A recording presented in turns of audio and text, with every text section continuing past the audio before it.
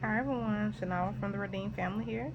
Today I want to talk to you all about the motivational gift of giving and what the shadow side of that gift might be. And I'm sharing a little bit about motivational gifts to ensure that everyone grows and matures in their gift. They find that right balance, but they first recognize what their gift is. So, the gift of giving. These are individuals who have just a God-given anointing to make money, um, to build the kingdom.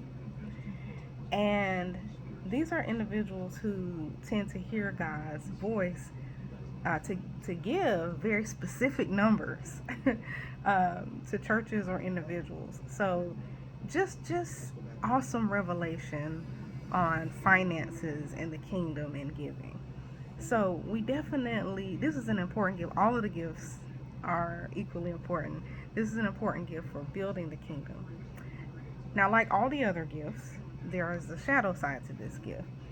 And one of those things is people with this gift sometimes can have the tendency to think that they are closer to God or more spiritual because they might have more money.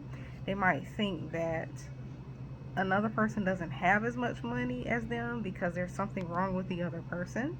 And in some instances, maybe there are some limiting beliefs or just some things preventing that other person from prospering.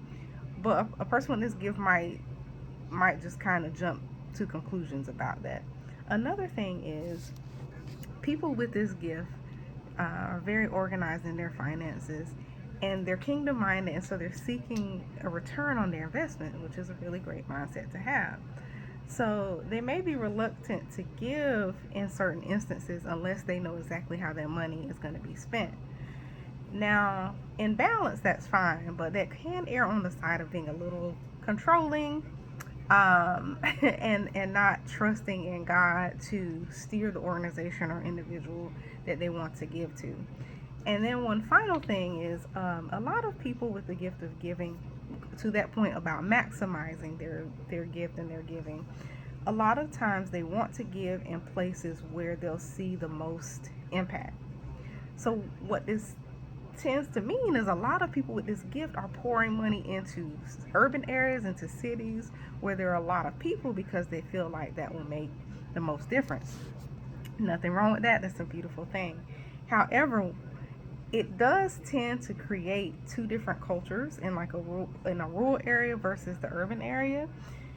In more urban areas where funding is more free flowing, some people, not all, some people may abuse um, the giver's resources and tend to look at the world as, not take life as seriously. On the other hand, people in rural areas that aren't privy to these resources tend to develop a hopelessness. They have usually a strong work ethic, but without those opportunities and resources that God would have for them, then they can lose hope.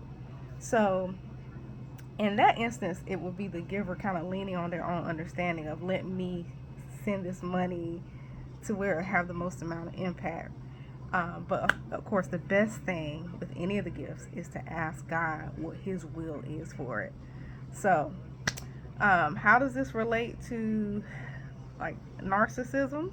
Because in the Redeemed family, we help families and individuals break out of toxic narcissistic family dynamics.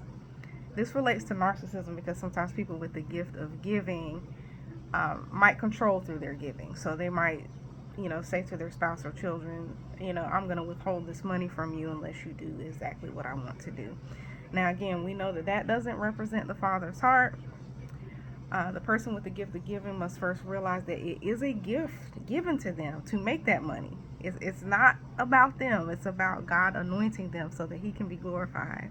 And so the gift is to be stewarded, much like these people have a natural inclination to steward. They have to steward this gift for God to make sure that He gets the glory and His heart and nature is revealed in their gifting. Thank you so much for listening.